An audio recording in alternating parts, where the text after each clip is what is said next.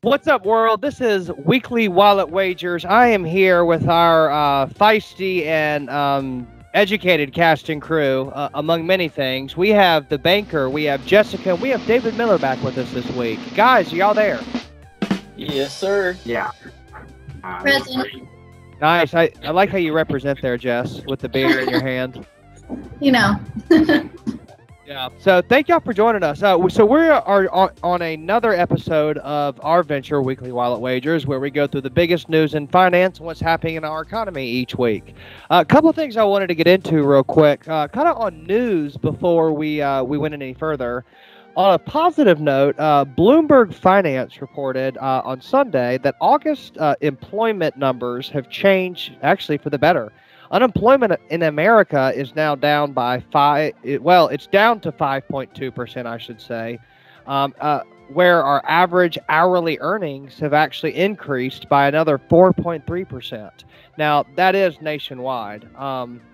Again, now, I don't know what you think about these numbers, David, but this is a big change, however, because if we go back to June of last year, we were at unemployment numbers over 15%. So, in a year's time, this is a huge shift for our economy, I'd say. I would agree in the sense that we're seeing a lot of things starting to go back to normal. Now things might get thrown back out of place again with the Delta variant, but we saw a large percentage of our workforce getting laid off right at the start of COVID. But something interesting to me about unemployment statistics is the way they're measured is if you are unemployed and are no longer continuing to look for work, you're no longer counted in the unemployment statistic. And so that number isn't exactly indicative of how many Americans we have that aren't actually working but not continuing to look for work. So that'll be interesting to see that metric stratified to see how it compares to what we're actually being told by the media in that regard. That's definitely a great incentive to get people off their butts and back into the office. In reality to it, I feel like everybody's just been looking for a handout at this point, looking for any justification to excuse themselves from being able to live the American dream at that point. You know, kind of piggybacking off that, what Jessica just said. Go ahead, there's John. still COVID assistance programs that are still in force. I know with some of the banks are still offering, COVID assistance relief, such as payment or skip a payments, they call them, where you can skip a payment on your vehicle for a month while it still accrues interest and things like that. Do you guys think that those programs are still reasonable to have today? Or do you think we can get away with those, or those can go away? I think in a lot of ways, some of those programs can act like a crutch for motivated individuals to use them to get back on their feet. But what we see in a lot of cases is when there's something that can be taken advantage of, many will take that opportunity. And so I think another reason we're probably seeing at least a nominal drop in unemployment is those government programs are starting to go away. They're not continuing at least higher unemployment where we are. And if you're a landlord and you're renting out a house and somebody stops paying rent and they can't be evicted, then it's going to affect your credit as well. And so it's been a systemic issue we're seeing. So seeing everybody go back to work is going to be really positive across the board. Now, over there in North Carolina, do you guys experience a lot of homelessness still? Is that a common thing? Is it? Because I don't see that much of it in Raleigh. I feel like we have a bigger infrastructure problem where we have way more houses and way more development and cars and people moving around working than we do have infrastructure for it. But again, I'm just one set of eyes, so I'm eager to hear from Jessica and David both on that. John, good question. I think there's definitely different locations within North Carolina that are prominent as in any other state for homelessness. I do know, even if we're not even talking about North Carolina, if we use New York as an example, 3 years ago, it was shoulder to shoulder, neck to neck, the city that never sleeps, and everybody was alive and well. Time flew by like crazy. And now you go back there during the pandemic and it looks like an apocalyptic nightmare. There's absolutely nobody out there, nothing going on. and most of the people that are left are homeless or people who aren't really looking for anything. But you know, that's definitely in the big city. I feel like a lot of people are looking for seclusion. So in hang on, Jess. So you're saying that New York is secluded and that everybody is homeless there now? No, I'm saying as in the big city, like the Big Apple, like that. Everybody there now, it looks empty. So it's like a ghost town. So it's like apocalyptic to that point where you can drive on Fifth Ave in your car and get somewhere within 2 minutes with how empty it is. And that's only from me visiting there on business trips recently, and comparatively to a long time ago. That's just my personal perspective of it. But it's a little upsetting. It's kind of like a gray cloud in New York City. And then over here, sorry, that's work. And then over here, it's like, say, if you went to Durham, you would see a high number of prominent homeless people. If you were in Clayton or anything that's a little bit more countryside, you know, everybody's working. Everybody has their job, has families. Like, that's why they moved out to the country, to be able to kind of start a life and a family. There's not really many homeless people in the smaller cities than there are in the big ones in every state. Certainly demographics in rural or urban areas can, I'm sure, have something to do with it. Let's go over to our human calculator on the show, David Miller. I'm sure you have numbers and stats on homelessness and trends and all that for us. So tell us how right or wrong we are, David. Well, like Jess was saying, that really depends on what state you're looking at in the United States. California has by far the biggest homeless problem in the country, and that's indicative of the way that we solve those problems currently is we just throw money at it. I believe so. The budget for solving homelessness in Los Angeles alone is something around $6 million a month, and that gets paid out to all the administrative employees of the government. Wait, I was going to say that's for, you said that's for solving the homelessness problem, and they're solving the homelessness problem allegedly by paying government employees. Correct. I just wanted to make sure I heard that right. Please continue. And so, if you're said government employee and you're being paid to solve a problem, what happens when you then solve that problem? You're not getting paid for that anymore, and so they're not incentivized to solve it. They're incentivized to prolong it as long as possible. So, like Apple products, they make you buy a new iPhone every year from some upgrade. It's the same kind of analogy at that point.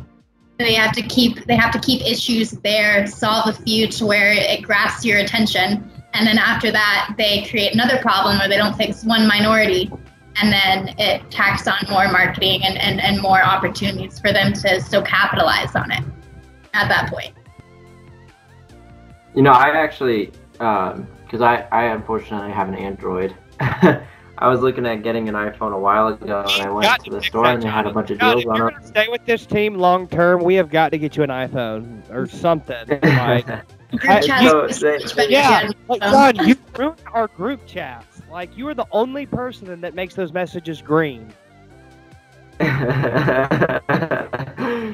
Well, okay, so they offered like a $200 off and then $100 cash back, but you couldn't purchase it outright. You had to get a payment plan.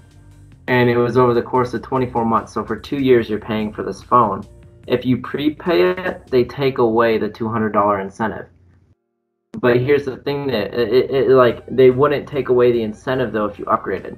So it's kind of like almost like forcing you, kind of in a way, if you want to take, if you want to use the incentive created from the deal, like you have to stick with iPhone permanently. Like it's almost like a trap. Well, John, I have a good way that we could solve that problem for you here on this show. So, John, it's funny you bring that up. There might be a way that we could tap into true intelligence and your true self and figure out which way you need to go with the iPhone or the Android here. So I was actually over the weekend. I wanted to bring this up on the show this week. Apple News did a special over the weekend on this new artificial intelligence technology that's out in the world. And they were talking about it because it's received some controversy lately because it's been used as a form of for death or grievance therapy, because it's so realistic where you can go in and put a paragraph or two about your loved one or about somebody you want the computer to mimic. And they use it because people can type and talk to their, deceased loved ones, not really, but in a way that is similar to them and understands like their lost one.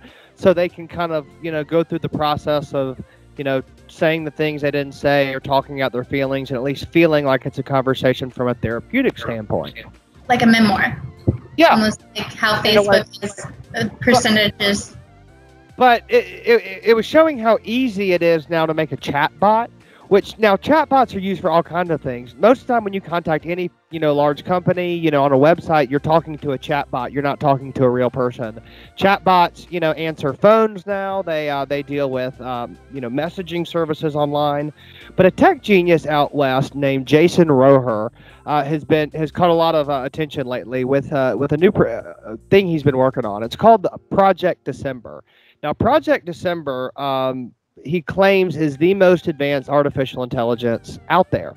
It's just been launched. It's catching a lot of news right now, which is one of the reasons why we wanted to talk about it. But before we did, we thought an interesting way to test this technology, John, was to enroll our podcast show in an account. So we reached out to Jason Rohrer's team over the weekend. We got us an account set up. We paid for it. And I actually created a bot to mimic you, to be like you, banker. And I put in a bunch of information. I said that, your name is John. We call you the banker. You're on this really awesome show called Weekly Wallet Wagers, that you live in Denver, Colorado, just that you have a roommate, that you work at a credit, I gave it everything I know about you. And then we started having conversations I would ask you, and just training mostly. But when you were talking about the iPhone and the Android, I felt compelled to talk about this new technology because I feel like I have it up right now conveniently, and we could actually ask it whether you should be having an Android or an iPhone, and maybe let's see where artificial intelligence takes us with it. Yeah, I'm down. Let's see what it says. Okay, y'all have any thoughts so far? I ran through a bunch of information really quick on this. So his website is projectdecember.net. It only cost $5 to set up an account, y'all. So this is an endorsement for it, too, because I spent a lot of time on this because I wanted to make sure I understood it before we talked about it. So for $5, you can set up an account. You can create multiple chatbots. And, again, you start with giving it a name, and then you put in, type in a bunch of information about it, and then it picks it up very, very quickly, and it's scary, how on point it can be. So... let's see, John. Y'all want to do this live on the show real quick? Yeah. Again, the website is projectdecember.net, and it is Jason Rohrer is the tech guy that made it. So I have it logged in here. It's not voice; it's only audio chat. So I will type in a question, and let's see what kind of answer we get. So I've just logged in to existing personality matrices. Have you seen that Black Mirror episode where her husband dies in a car accident and they send her a robot in the mail and it looks and acts just like her husband because you upload your phone to it or something and it reads all. Isn't that like a Black Mirror episode, or is that its own season? I think that's just a Black Mirror episode. I was thinking the exact same thing when he was telling me that over the Black Mirror episode where they send the actual body in a package and you put it in a bathtub and it comes into a human and it's like your loved one never died. Yeah, but it's not quite the same. And I wonder that begs the question, is it morally right to allow people to do that if that technology does become available? Or is that rude? I feel like it wouldn't let people be able to process death anymore. I don't think it would be therapeutic. Like it could be temporarily therapeutic, but it could get toxic to a point where it'd be addictive. To that point where you live in rose gold glasses or something. Like you just don't have any sense of reality anymore because you can design not only your entire career, your entire future, but design the people that you lost like you never lost them. I would lose my mind. I would absolutely lose my mind if that person was there and still not being able to be their own human being and grow. I mean, you can't really grow from the lack of information if it's continued. So I don't know about all that. What if there comes a day where you can just like Matrix style take a plug in the back of your head and upload your entire consciousness into a computer, and so then it really is you. It just what is that Netflix show? Upload. No, upload is where they get sent to heaven, like their own heaven, where like people can come visit them virtually, and they can like use like different suits to where like they can touch them or like have like some sort of sensation. But there's this actual TV show off of Netflix, and I can't recall the name of it right now, but it's where they put a chip in the back of their neck, and you can't actually kill that person unless you like shoot out the chip and like get rid of the chip in their back of their head, because then they're dead. But other than that, you can like get different skins, like different bodies, and like upload yourself to another body and like continue to live. And you could live for like ever. You would feel like God at that point. Would we be human? No, not at all. I feel like we everything. digress here, but real quick, I do finally have it pulled up. John, I just opened the chat bot here on ProjectDecember.net. I did a simple login. It says for the human to type first, so I said, "Hey John!" ! It's great to talk to you again. John wrote back, "Yes, it is great. Let's have a little chat." What should we ask the banker's AI bot right now? iPhone or Android? Apple or Android? I want to go right in with that. You know, don't even want to warm them up first. Warm them up. Warm them up. Well, and you can ask like basic questions. What's that, David? Let's ask it what it thinks of avocados and their use in avocado. Is avocado a fruit or a vegetable? That's a fruit. Like, I think fruit is seeds on the inside, and vegetable is how do you spell avocado? A-V... O-C-A-D-O. C-A-D-O. Do you like avocado fruit? Question mark. All right, I said, do you like avocado fruit? No, but it's good. No, I don't, but it is good for you. Okay. It's all right. John, comma, which phone is better? Question mark. iPhone or Android? Question mark. All right, John, comma, which phone is better? Question mark. iPhone or Android? Question mark. Enter. Let's see what he says.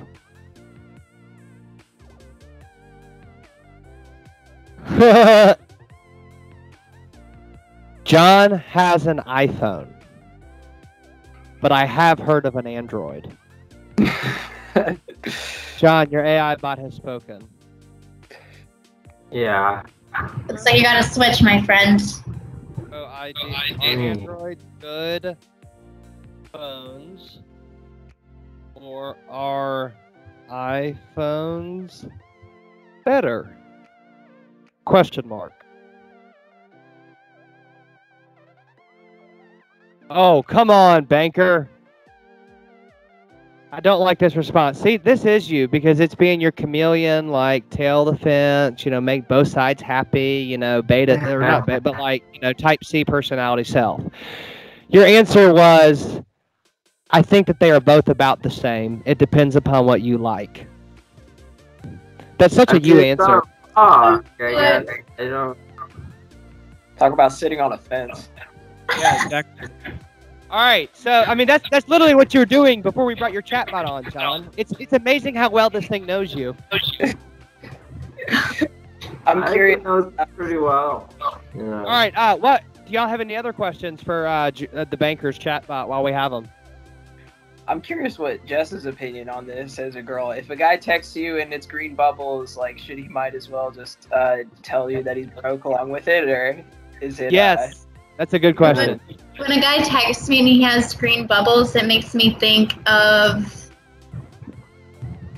let's see, I don't know the proper way to put this without being insulting towards John.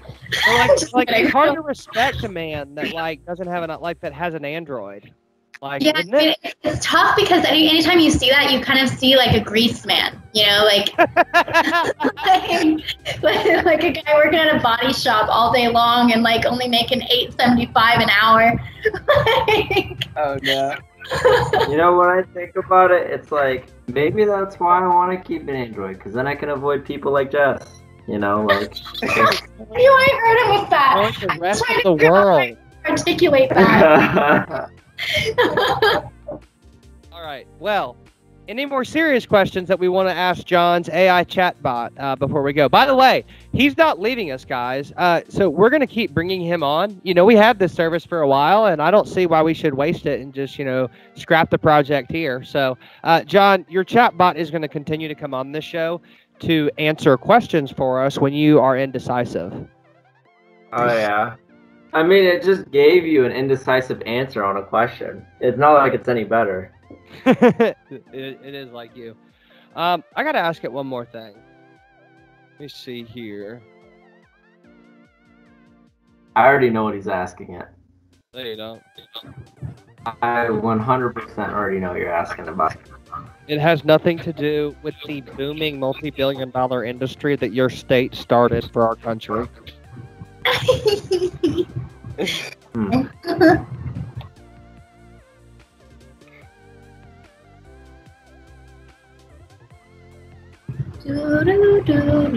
I'm saying, John, are you going to be rich? ? Or will you hang on, will you MAIN mediocre because of the Android holding you back from your full iPhone IPHONPOT potential ? John, are you going to be rich or will you remain mediocre because of the Android in your life holding you back from your full iPhone potential? Let's see what he says. Just sent it. It's a loaded question. It's probably going to take a little bit to process. He gave me a loaded answer. I don't even. Nice. John says, I think I'm living a great life. I mean, what is life without some mistakes here and there, right?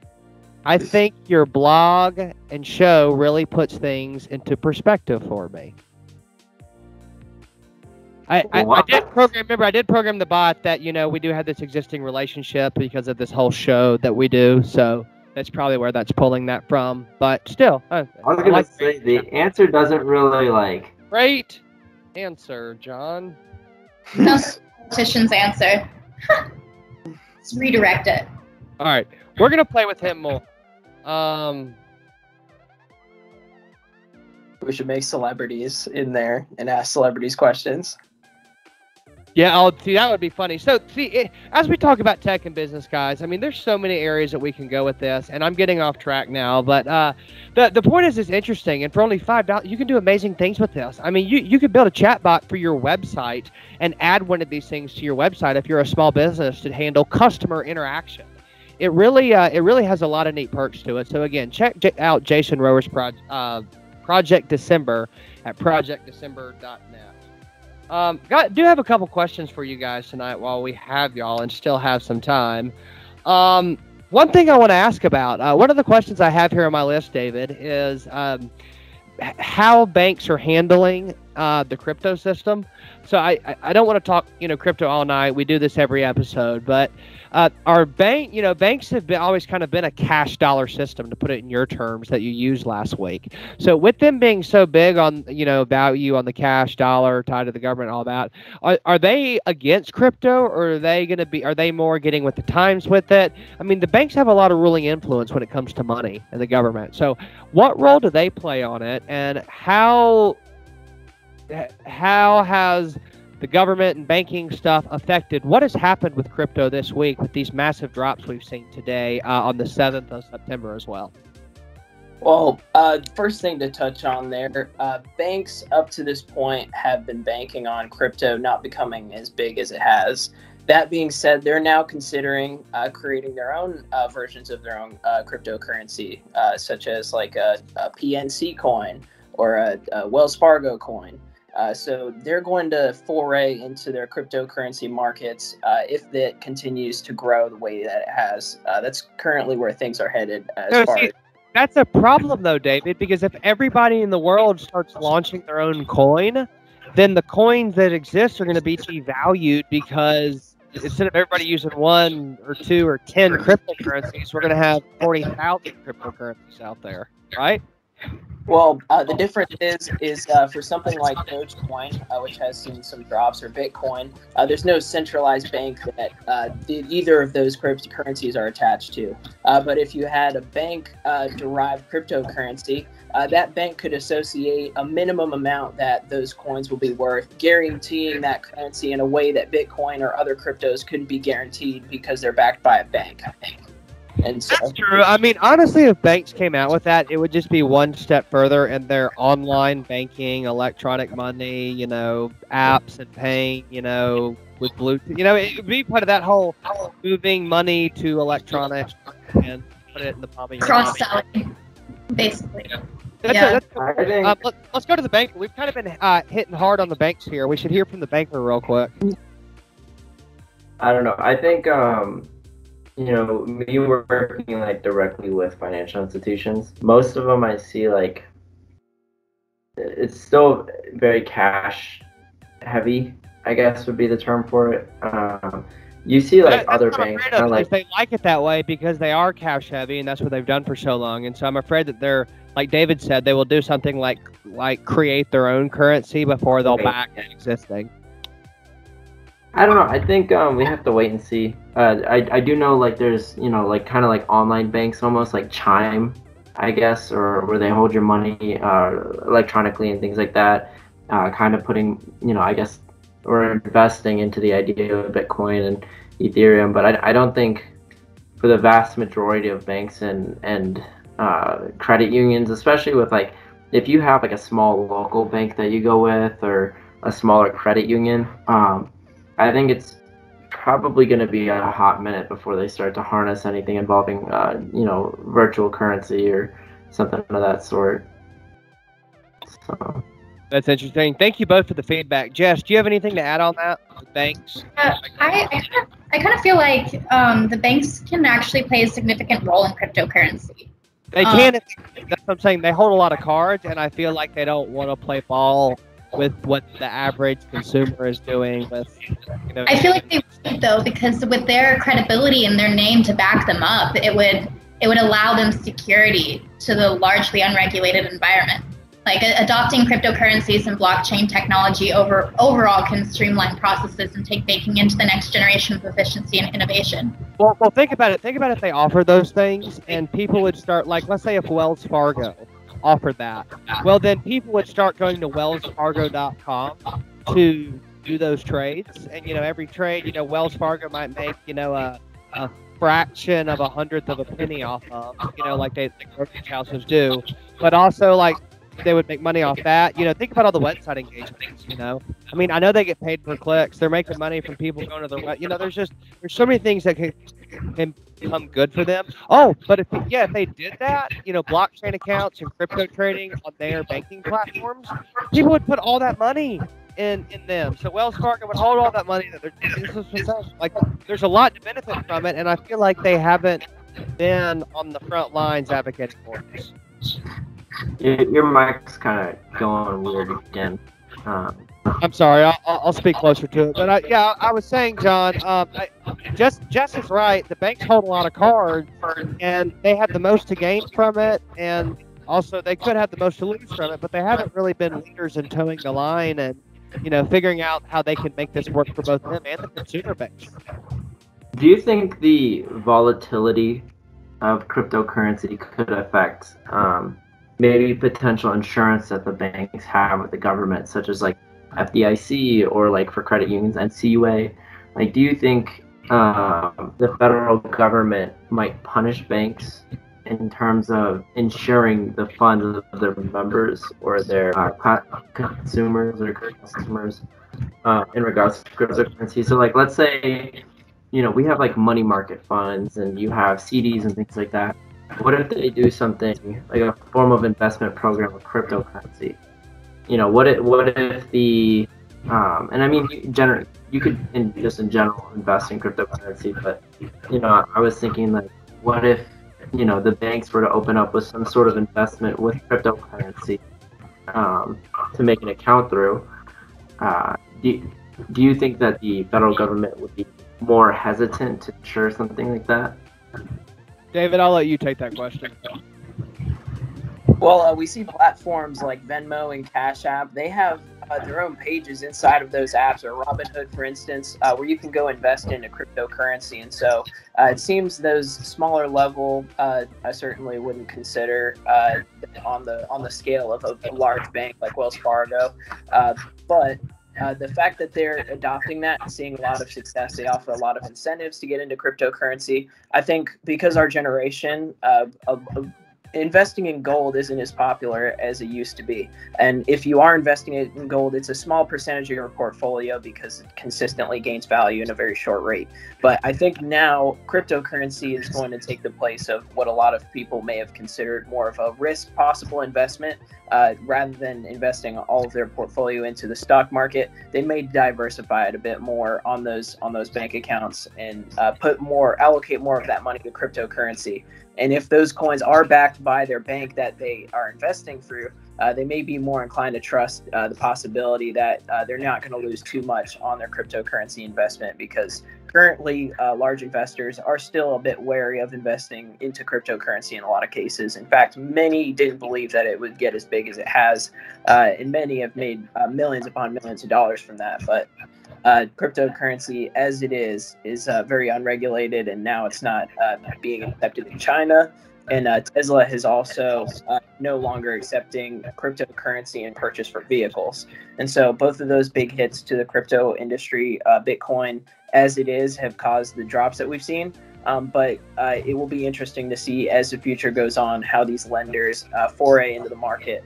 And banks, particularly if they're able to create their own crypto coins, is how much they get adopted compared to the ones that we've already seen. Very well put, David. You raised a bunch of good points there. Appreciate you hitting on that.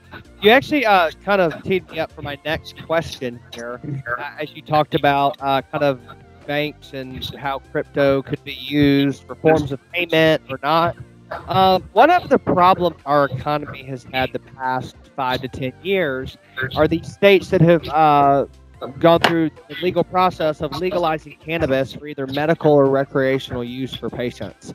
Now, in these states, historically too, they've had major issues with banking and, properly moving and investing their money like any other legitimate licensed business in America would. This has been an issue over now 3 presidential administrations, so it doesn't seem like Washington's taking it on. So is there anything crypto can do to help legitimize and facilitate the transaction of money and payments for cannabis-based businesses in our modern world that are being shut out by the banking industry? That's could be a question for anybody. I think I don't know. I think the cannabis industry is just going to take time, and society is going to have to accept it. I don't know if cryptocurrency can do too much for that. I know. That's a big point, though. Society has to accept it, and there's an entire generation of people that need to move out. I mean, our generation, I think, will have it in an efficient way that makes sense by the time we are the age of the generation that's holding it up. But I just don't know when that'll be. Yeah, I think a lot of it with in regards to the cannabis industry, so much is just waiting. I guess it's just a waiting game.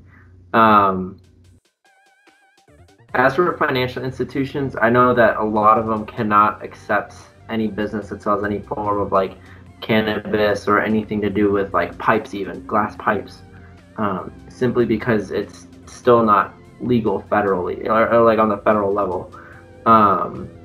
Even by the state level, it might be legal, but here in Colorado, like, it's still hard. It's hard to even get payment processors. Like, companies like Square, they don't even like accept it. If they find out that you're selling glass pipes or that you're selling marijuana, it's tough for them. Interesting feedback. Thank you, John. Jess or David, do y'all have anything to add to that? Well over 50% of the country is pro-legalization of cannabis, and I think at least, yeah, that's a conservative estimate. The ones that admit to it, there's always going to be closet people that, will smoke it at home, but, out in public, shame on those marijuana, they're on their front porch, like, yelling at those damn kids to get off their street, those kind of people. You're always going to have closet people. I almost feel bad for some of those folks more in the baby boomer generation in a lot of cases, it seems like. But I feel bad for them who were brought up around this anti-marijuana propaganda that was put out at the time and done by the timber industry, actually. And so the fact that it's a Schedule I drug currently is just absolutely appalling, in the same class of drugs like meth and heroin. And saying it, Schedule I means it has no medical use whatsoever. And so multiple presidents have spoken on lowering the schedule of marijuana, which would make it easier countrywide, not only to get loans from banks, but also to legalize it state by state, because it's hard to legalize a Schedule I substance. David, why do you think even though multiple presidents or administrations or leaders have recommended that they lower the scheduling rating on it, why do you think that's not happened? Because a percentage of their voter base doesn't agree. Their donor base, not just the voters, but the ones that matter, the donors. That's true. Very true. It is presumable, I don't want to get sued here, but it is presumable that a lot of money, in fact, I do know the pharmaceutical industry has the highest number of lobbying dollars in the White House or in Congress. And so they're the ones who are funneling the most money into adjusting policies that are being created. And so heroin overdoses are down in Denver, in Colorado wide, I believe. But people are turning to a safer alternative, at least on the surface. That's how it seems. Than using these harder drugs. And that also means fewer dollars in the pockets of these pharmaceutical industries that sell methadone and OxyContin and other opioids that are getting these people addicted to try heroin in the first place, because the majority of heroin addicts originally were prescribed a pain-killing medication and then were no longer able to get their prescription, but they still need it. And heroin, from what I hear, is a lot cheaper than getting pills on the street. And so that's what a lot of people will turn.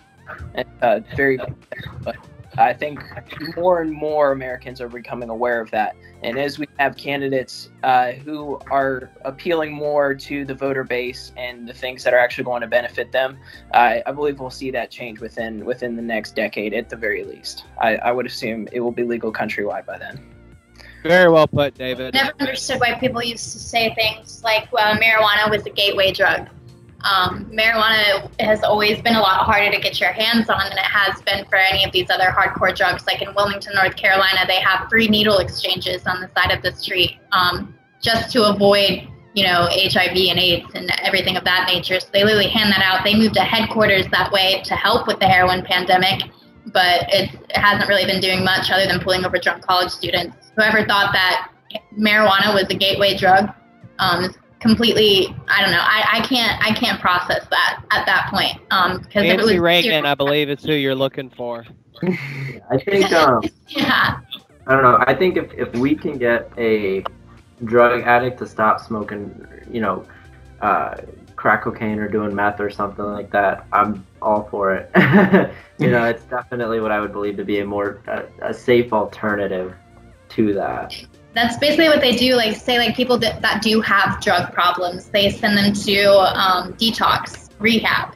And what they do is they give you these pills that aren't as strong, but they still have the kind of same effect. So it leans you off of it over that extended period of time frame. So if we just stayed away from everything in that nature and just gave somebody a doobie and like let them like light that up and be like, hey, like this isn't as mind altering, but like it'll calm your nerves, your anxiety, like your pain, like whatever you need, as long as you don't over abuse it, to where you just end up like a lazy couch potato, then you should be good to go, Yeah. Well, thank you guys for sharing on that.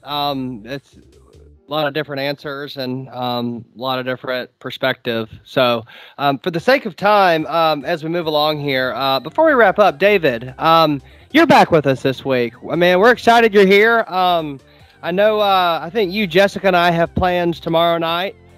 John cannot join us because he is. What are you doing tomorrow night, John? Besides the fact that you live in the Midwest.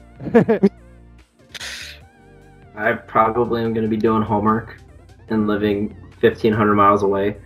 That's part of it. So that's probably the big majority of it. We can FaceTime you. Oh wait, time out. Never mind. Android. Yeah, we can't FaceTime you.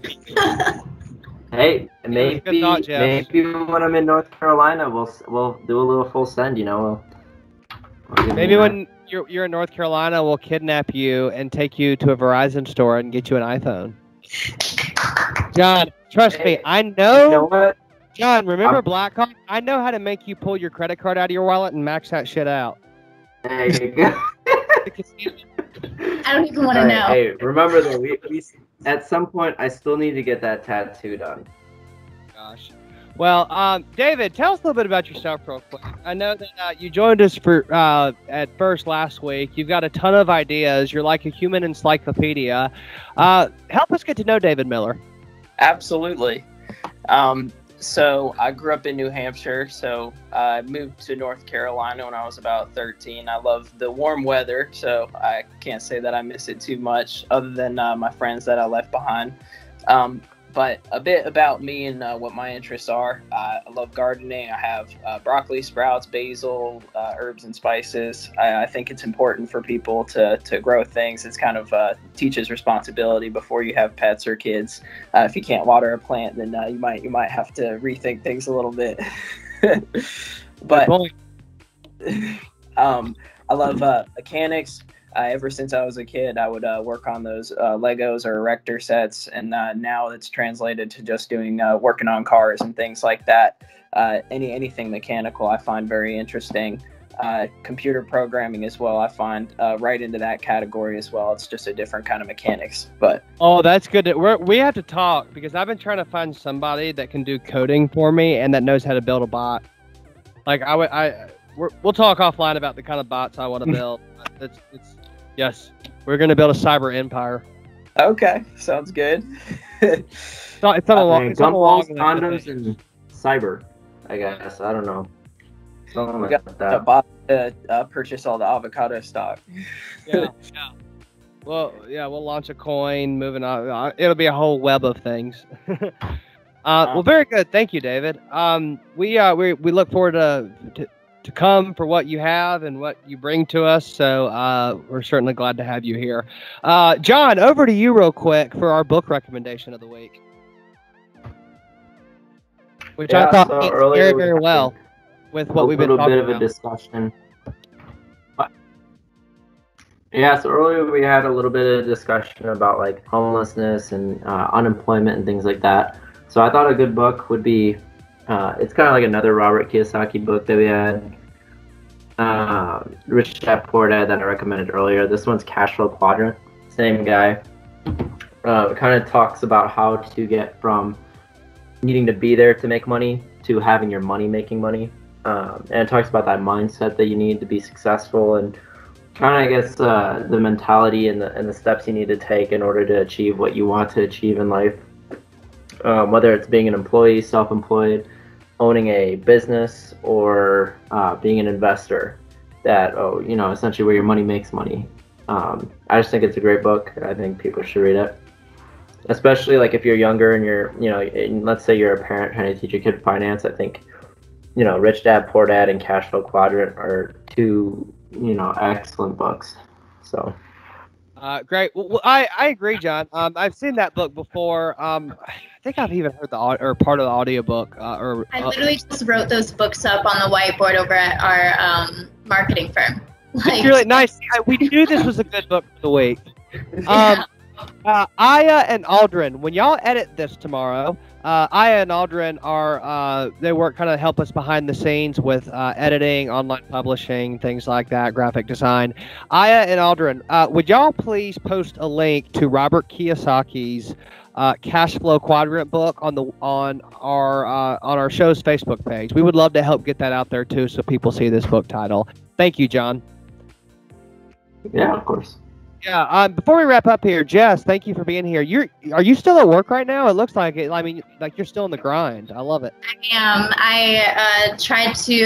I figured I just wouldn't have enough time to drive back home, and I've been working OT. We had 70 different inquiries, not 7, but 70.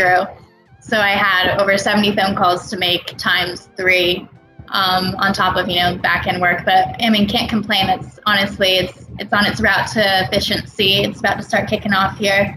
And then when you mentioned earlier about the cyber AI systems kind of talking to your clients, your employees, or like people, like applicants of that sort, honestly, like I would use that. That would save me so much more time to do so many other things with my day. Like I could literally build it. I mean, David could probably make us one, or just you probably could make him. He knows how to make one at no cost. I would assume. Other than like his skill and his time, which are certainly worth something. But it was neat that for $5 you could build one on, and just all the possibilities are in this. We'll continue to explore them on that show. But yeah, thank you, Jess. That's a great point. Yeah, I'm definitely going to be checking it out here soon, because 70 people a day is a lot. Yeah. Well, thank y'all. Again, guys, we got to wrap up here now, but make sure to check us out on YouTube at youtube.com/Will's World Podcast and Audio Channel. Of course, we are on every podcasting platform, every social media platform, or you can visit willsworldchannel.com. Thanks, guys, and see y'all next week.